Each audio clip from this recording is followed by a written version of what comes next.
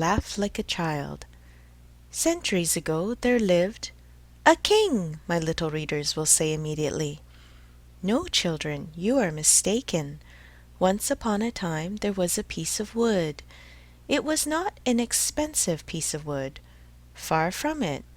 Just a common block of firewood, one of those thick, solid logs that are put on the fire in the winter to make cold rooms cozy and warm. I do not know how this really happened, yet the fact remains that one fine day this piece of wood found itself in the shop of an old carpenter. His name was Mastro Antonio, but everybody called him Mastro Cherry, for the tip of his nose was so round and red and shiny that it looked like a ripe cherry. As soon as he saw that piece of wood, Mastro Cherry was filled with joy. Rubbing his hands together happily, he mumbled half to himself, "This has come in the nick of time. I shall use it to make the leg of a table." He grasped the hatchet quickly to peel off the bark and shape the wood. But as he was about to give it the first blow, he stood still with arm uplifted, for he had heard a wee little voice say in a beseeching tone, "Please be careful. Do not hit me so hard." With a look of surprise shone on Mastro Cherry's face, his funny face became funnier still. He turned frightened eyes about the room to find out where that wee little voice had come from, and he saw no one. He looked under the bench, no one. He peeped inside the closet, no one. He searched among the shavings, no one. He opened the door to look up and down the street, and still no one. "Oh, I see," he said, laughing and scratching his wig. "It can easily be seen that I only thought I heard the tiny voice say the words. Well, well, to work once more." He struck a most solemn blow upon the piece of wood. "Oh, oh, you hurt!" cried the same faraway little voice. Mastro Cherry grew dumb. His eyes popped out of his head, his mouth wide open, and his tongue hung down on his chin. As soon as he regained the use of his senses, he said, trembling and stuttering from fright, "Where did that voice come from, when there is no one around? Might it be that this piece of wood has learned to weep and cry like a child? I can hardly believe it. Here it is, a piece of common firewood, good only to burn in the stove, the same as any other, yet might someone be hidden in it? If so, the worse for him. I'll fix him." With these words he grabbed the log with both hands and started to knock it about unmercifully. He threw it to the floor, against the walls of the room, and even up to the ceiling. He listened for the tiny voice to moan and cry. He waited 2 minutes, nothing. 5 minutes, nothing. 10 minutes, nothing. "Oh, I see," he said, trying bravely to laugh and ruffling up his wig with his hand. "It can easily be seen I only imagined I heard the tiny voice. Well, well, to work once more." The poor fellow was scared half to death, so he tried to sing a gay song in order to gain courage. He set aside the hatchet and picked up the plane to make the wood smooth and even. But as he drew it to and fro, he heard the same tiny voice. This time it giggled as it spoke. "Ha ha! Stop it! Stop it! Ah ha ha! You tickle my stomach!" This time poor Mastro Cherry fell as if shot. When he opened his eyes, he found himself sitting on the floor. His face had changed. Fright had turned even the tip of his nose from red to deepest purple. End of chapter 1. Della Chiesa. Chapter 2. Mastro Cherry gives the piece of wood to his friend Geppetto, who takes it to make himself a marionette that will dance, fence, and turn somersaults. In that very instant a loud knock sounded on the door. "Come in," said the carpenter, not having an atom of strength left with which to stand up. At the words the door opened, and a dapper little old man came in. His name was Geppetto, but to the boys of the neighborhood he was Polendina, on account of the wig he always wore, which was just the color of yellow corn. Geppetto had a very bad temper. Woe to the one who called him Polendina. He became as wild as a beast, and no one could soothe him. "Good day, Mastro Antonio," said Geppetto. "What are you doing on the floor?" "I am teaching the ants their ABCs." "Good luck to you." "What brought you here, friend Geppetto?" "My legs, and it may flatter you to know, Mastro Antonio, that I have come to beg for a favor." "Here I am at your service," answered the carpenter, raising himself onto his knees. "This morning a fine idea came to me." "Let's hear it." "I thought of making myself a beautiful wooden marionette. It must be wonderful, one that will be able to dance, fence, and turn somersaults. With it I intend to go around the world, to earn my crust of bread and cup of wine. What do you think of it?" "Bravo, Polendina!" cried the same tiny voice which came from no one knew where. On hearing himself called Polendina, Mastro Geppetto turned the color of a red pepper, and facing the carpenter said to him angrily, "Why do you insult me?" "Who is insulting you? You called me Polendina." "I did not." "I suppose you think I did, yet I know it was you." "No, yes, no, yes," and growing angrier each moment, they went from words to blows, and finally began to scratch and bite and slap each other. When the fight was over, Mastro Antonio had Geppetto's yellow wig in his hands, and Geppetto found the carpenter's curly wig in his mouth. "Give me back my wig!" shouted Mastro Antonio in a surly voice. "You return mine, and we'll be friends." The two little old men, each with his own wig back on his own head, shook hands and swore to be friends for the rest of their lives.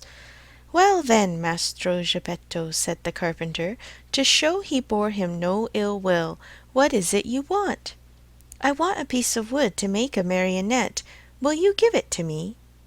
Mastro Antonio, very glad indeed, went immediately to his bench to get the piece of wood which had frightened him so much. But as he was about to give it to his friend, with a violent jerk it slipped out of his hands and hit against poor Geppetto's thin legs. "Ah, is this the gentle way, Mastro Antonio, in which you make your gifts? You have made me almost lame.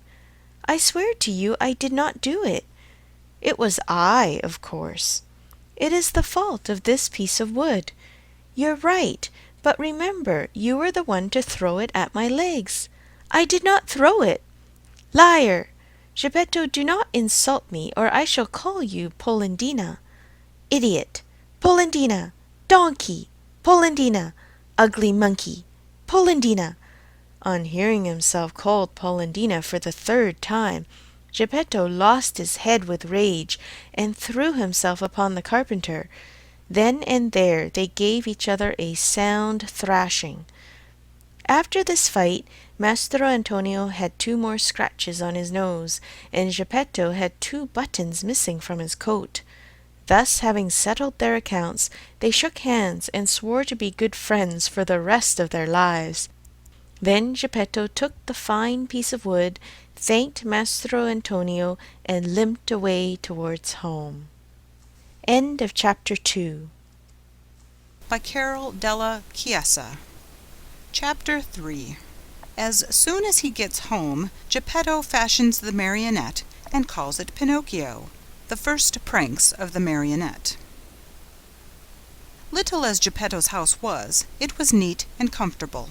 It was a small room on the ground floor, with a tiny window under the stairway. The furniture could not have been much simpler. A very old chair, a rickety old bed, and a tumble-down table. A fireplace full of burning logs was painted on the wall opposite the door. Over the fire there was painted a pot full of something which kept boiling happily away and sending up clouds of what looked like real steam. As soon as he reached home, Geppetto took his tools and began to cut and shape the wood into a marionette. "What shall I call him?" he said to himself. "I think I'll call him Pinocchio. This name will make his fortune. I knew a whole family of Pinocchi once. Pinocchio the father, Pinocchia the mother, and Pinocchi the children. And they were all lucky. The richest of them begged for his living." After choosing the name for his marionette, Geppetto set seriously to work to make the hair, the forehead, the eyes. Fancy his surprise when he noticed that these eyes moved and then stared fixedly at him. Geppetto, seeing this, felt insulted and said in a grieved tone, "Ugly wooden eyes, why do you stare so?" There was no answer. After the eyes, Geppetto made the nose, which began to stretch as soon as finished. It stretched and stretched and stretched till it became so long it seemed endless. Poor Geppetto kept cutting it and cutting it, but the more he cut, the longer grew that impertinent nose. In despair, he left it alone.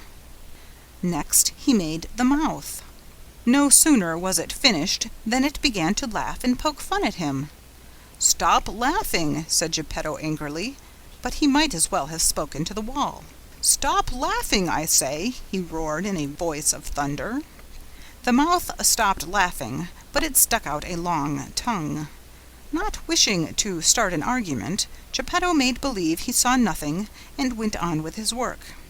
After the mouth, he made the chin, then the neck, the shoulders, the stomach, the arms, and the hands. As he was about to put the last touches on the fingertips, Geppetto felt his wig being pulled off. He glanced up, and what did he see? His yellow wig was in the marionette's hand. "Pinocchio, give me my wig." But instead of giving it back, Pinocchio put it on his own head, which was half swallowed up in it. At that unexpected trick, Geppetto became very sad and downcast, more so than he had ever been before. "Pinocchio, you wicked boy!" he cried out. "You are not yet finished, and you start out by being impudent to your poor old father. Very bad, my son, very bad." And he wiped away a tear. The legs and feet still had to be made. As soon as they were done, Geppetto felt a sharp kick on the tip of his nose. "I deserve it," he said to himself. "I should have thought of this before I made him. Now it's too late." He took hold of the marionette under the arms and put him on the floor to teach him to walk. Pinocchio's legs were so stiff that he could not move them, and Geppetto held his hand and showed him how to put one foot after the other. When his legs were limbered up, Pinocchio started walking by himself and ran all around the room. He came to the open door, and with one leap he was out into the street. Away he flew. Poor Geppetto ran after him, but was unable to catch him, for Pinocchio ran in leaps and bounds, his 2 wooden feet, as they beat on the stones of the street, making as much noise as 20 peasants in wooden shoes. "Catch him! Catch him!" Geppetto kept shouting, but the people in the street, seeing a wooden marionette running like the wind, stood still to stare and to laugh until they cried. At last, by sheer luck, a carabinier (a military policeman) happened along, who, hearing all that noise, thought that it might be a runaway colt, and stood bravely in the middle of the street, with legs wide apart, firmly resolved to stop it and prevent any trouble. Pinocchio saw the carabinier from afar and tried his best to escape between the legs of the big fellow, but without success. The carabinier grabbed him by the nose (it was an extremely long one, and seemed made on purpose for that very thing) and returned him to Maestro Geppetto. The little old man wanted to pull Pinocchio's ears. Think how he felt when, upon searching for them, he discovered that he had forgotten to make them. All he could do was to seize Pinocchio by the back of the neck and take him home. As he was doing so, he shook him 2 or 3 times and said to him angrily, "We're going home now. When we get home, then we'll settle this matter." Pinocchio, on hearing this, threw himself on the ground and refused to take another step. One person after another gathered around the two. Some said one thing, some another. "Poor Marionette," called out a man. "I am not surprised he doesn't want to go home. Geppetto, no doubt, will beat him unmercifully. He is so mean and cruel." "Geppetto looks like a good man," added another, "but with boys he's a real tyrant. If we leave that poor Marionette in his hands, he may tear him to pieces." They said so much that finally the carabineer ended matters by setting Pinocchio at liberty and dragging Geppetto to prison. The poor old fellow did not know how to defend himself, but wept and wailed like a child and said between his sobs, "Ungrateful boy, to think I tried so hard to make you a well-behaved marionette. I deserve it, however. I should have given the matter more thought." What happened after this is an almost unbelievable story, but you may read it, dear children, in the chapters that follow. End of Chapter 3. Chapter 4. The Story of Pinocchio and the Talking Cricket, in which one sees that bad children do not like to be corrected by those who know more than they do. Very little time did it take to get poor old Geppetto to prison. In the meantime that rascal Pinocchio, free now from the clutches of the carabineer, was running wildly across the fields and meadows, taking one short cut after another toward home. In his wild flight he leapt over brambles and bushes and across brooks and ponds, as if he were a goat or a hare chased by hounds. On reaching home, he found the house door half open. He slipped into the room, locked the door, and threw himself on the floor, happy at his escape. But his happiness lasted only a short time, for just then he heard someone saying, "Crie, crie, crie." "Who is calling me?" asked Pinocchio, greatly frightened. "I am." Pinocchio turned and saw a large cricket crawling slowly up the wall.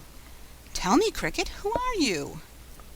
"I am the Talking Cricket, and I have been living in this room for more than 100 years." "Today, however, this room is mine," said the Marionette, "and if you wish to do me a favor, get out now and don't turn around even once." "I refuse to leave this spot," answered the Cricket, "until I have told you a great truth." "Tell it then, and hurry." "Woe to boys who refuse to obey their parents and run away from home. They will never be happy in this world, and when they are older they will be very sorry for it." "Sing on, Cricket mine, as you please. What I know is that tomorrow at dawn I leave this place forever. If I stay here, the same thing will happen to me which happens to all other boys and girls. They are sent to school, and whether they want to or not, they must study. As for me, let me tell you, I hate to study. It's much more fun, I think, to chase after butterflies, climb trees, and steal birds' nests." "Poor little silly! Don't you know that if you go on like that, you will grow into a perfect donkey, and that you will be the laughing-stock of everyone?" "Keep still, you ugly Cricket!" cried Pinocchio. But the Cricket, who was a wise old philosopher, instead of being offended at Pinocchio's impudence, continued in the same tone. "If you do not like going to school, why don't you at least learn a trade, so that you can earn an honest living?" "Shall I tell you something?" asked Pinocchio, who was beginning to lose patience. "Of all the trades in the world, there is only one that really suits me." "And what can that be?" "That of eating, drinking, sleeping, playing, and wandering around from morning till night."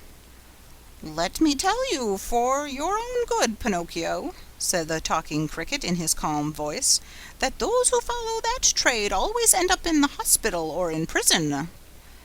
"Careful, ugly Cricket. If you make me angry, you will be sorry." "Poor Pinocchio, I am sorry for you." "Why?" "Because you are a marionette, and what is much worse, you have a wooden head." At these last words, Pinocchio jumped up in a fury, took a hammer from the bench, and threw it with all his strength at the Talking Cricket. Perhaps he did not think he would strike it, but, sad to relate, my dear children, he did hit the cricket straight on its head. With a last weak "crie, crie, crie," the poor cricket fell from the wall, dead. End of Chapter 4. Paesa. Chapter 5. Pinocchio is hungry and looks for an egg to cook himself an omelette, but to his surprise the omelette flies out the window. If the cricket's death scared Pinocchio at all, it was only for a few moments, for, as night came on, a queer, empty feeling at the pit of his stomach reminded the marionette that he had eaten nothing as yet. A boy's appetite grows very fast, and in a few moments the queer, empty feeling had become hunger, and the hunger grew bigger and bigger, until soon he was as ravenous as a bear. Poor Pinocchio ran to the fireplace where the pot was boiling and stretched out his hand to take the cover off, but to his amazement the pot was only painted. Think how he felt! His long nose became at least 2 inches longer. He ran about the room, dug in all the boxes and drawers, and even looked under the bed in search of a piece of bread, hard though it might be, or a cookie, or perhaps a bit of fish. A bone left by a dog would have tasted good to him, but he found nothing. And meanwhile his hunger grew and grew. The only relief poor Pinocchio had was to yawn, and he certainly did yawn, such a big yawn that his mouth stretched out to the tips of his ears. Soon he became dizzy and faint. He wept and wailed to himself. The talking cricket was right. It was wrong of me to disobey Father and to run away from home. If he were here now, I wouldn't be so hungry. Oh, how horrible it is to be hungry! Suddenly he saw among the sweepings in the corner something round and white that looked very much like a hen's egg. In a jiffy he pounced upon it. It was an egg. The marionette's joy knew no bounds. It is impossible to describe it. You must picture it to yourself. Certain that he was dreaming, he turned the egg over and over in his hands, fondled it, kissed it, and talked to it. And now, how shall I cook you? Shall I make you an omelette? No, it is better to fry you in a pan. Or shall I drink you? No, the best way is to fry you in the pan. You will taste better. No sooner said than done. He placed a little pan over a foot warmer full of hot coals. In the pan, instead of oil or butter, he poured a little water. As soon as the water started to boil, tack! He broke the eggshell. But in place of the white and the yolk of the egg, a little yellow chick, fluffy and gay and smiling, escaped from it. Bowing politely to Pinocchio, he said to him, Many, many thanks indeed, Mr. Pinocchio, for having saved me the trouble of breaking my shell. Goodbye and good luck to you, and remember me to the family. With these words he spread out his wings and, darting to the open window, he flew away into space till he was out of sight. The poor marionette stood as if turned to stone, with wide eyes, open mouth, and the empty halves of the eggshell in his hands. When he came to himself, he began to cry and shriek at the top of his lungs, stamping his feet on the ground and wailing all the while. The talking cricket was right. If I had not run away from home and if Father was here now, I should not be dying of hunger. Oh, how horrible it is to be hungry! And as his stomach kept grumbling more than ever, and he had nothing to quiet it with, he thought of going out for a walk to the nearby village, in the hope of finding some charitable person who might give him a bit of bread. Eat on a foot warmer, and awakens the next day with his feet all burned off. Pinocchio hated the dark street, but he was so hungry that, in spite of it, he ran out of the house. The night was pitch black. It thundered, and bright flashes of lightning now and again shot across the sky, turning it into a sea of fire. An angry wind blew cold and raised dense clouds of dust, while the trees shook and moaned in a weird way. Pinocchio was greatly afraid of thunder and lightning, but the hunger he felt was far greater than his fear. In a dozen leaps and bounds he came to the village, tired out, puffing like a whale, and with tongue hanging. The whole village was dark and deserted. The stores were closed, the doors, the windows. In the streets not even a dog could be seen. It seemed the village of the dead. Pinocchio, in desperation, ran up to a doorway, threw himself upon the bell, and pulled it wildly, saying to himself, Someone will surely answer that. He was right. An old man in a nightcap opened the window and looked out. He called down angrily, "What do you want at this hour of night?" Will you be good enough to give me a bit of bread? I am hungry. "Wait a minute, and I'll come right back," answered the old fellow, thinking he had to deal with one of those boys who love to roam around at night, ringing people's bells while they are peacefully asleep. After a minute or two, the same voice cried, "Get under the window and hold out your hat." Pinocchio had no hat, but he managed to get under the window just in time to feel a shower of ice-cold water pour down on his poor wooden head, his shoulders, and over his whole body. He returned home as wet as a rag and tired out from weariness and hunger. As he no longer had any strength left with which to stand, he sat down on a little stool and put his 2 feet on the stove to dry them. There he fell asleep, and while he slept his wooden feet began to burn. Slowly, very slowly, they blackened and turned to ashes. Pinocchio snored away happily as if his feet were not his own. At dawn he opened his eyes just as a loud knocking sounded at the door. Who is it? He called, yawning and rubbing his eyes. "It is I," answered a voice. It was the voice of Geppetto. End of chapter. Chapter 7. Geppetto returns home and gives his own breakfast to the Marionette. The poor Marionette, who was still half asleep, had not yet found out that his 2 feet were burned and gone. As soon as he heard his father's voice, he jumped up from his seat to open the door. But, as he did so, he staggered and fell headlong to the floor. In falling, he made as much noise as a sack of wood falling from the 5th story of a house. "Open the door for me!"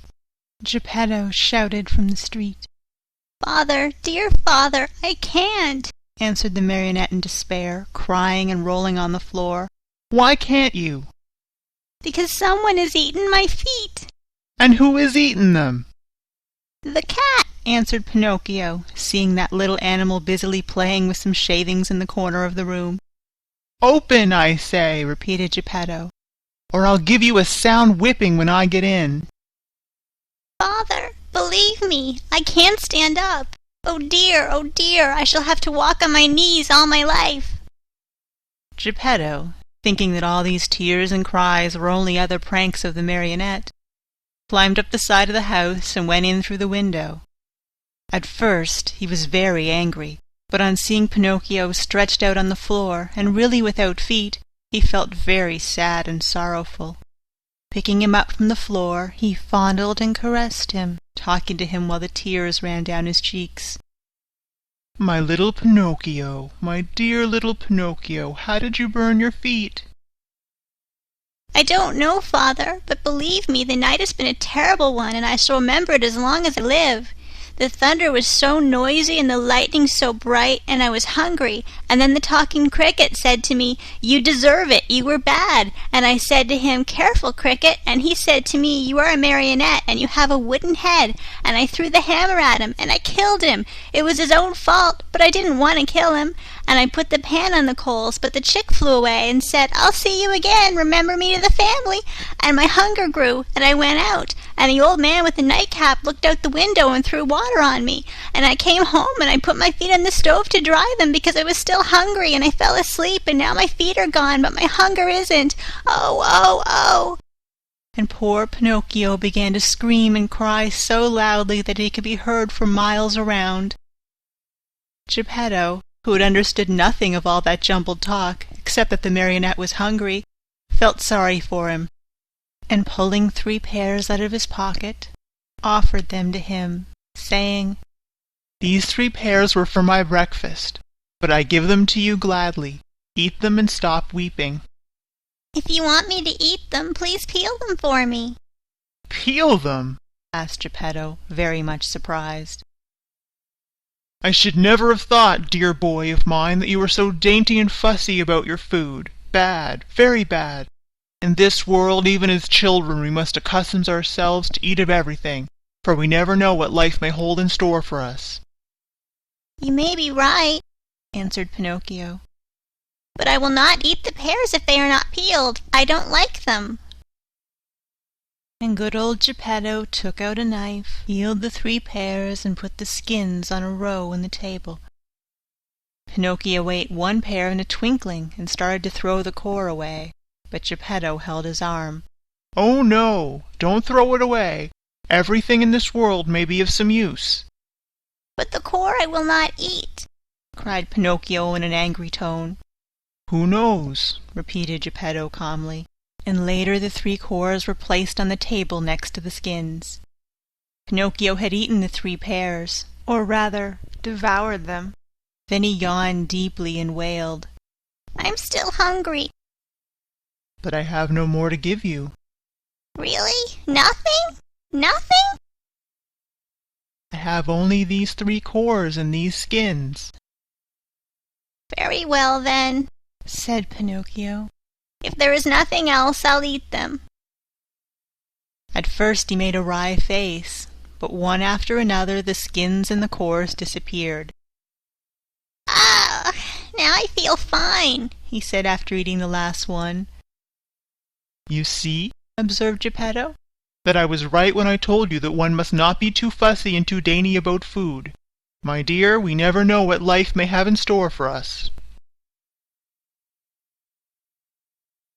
End of chapter 7.